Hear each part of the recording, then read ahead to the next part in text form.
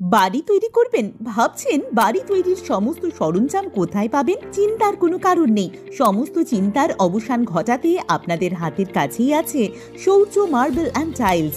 বাড়ি তৈরির সমস্ত সরঞ্জাম, ইট, বালি, স্টোন চিপ, সিমেন্ট, রড থেকে শুরু করে সমস্ত কিছুই পেয়ে যাবেন শৌর্য মার্বেল অ্যান্ড টাইলসে।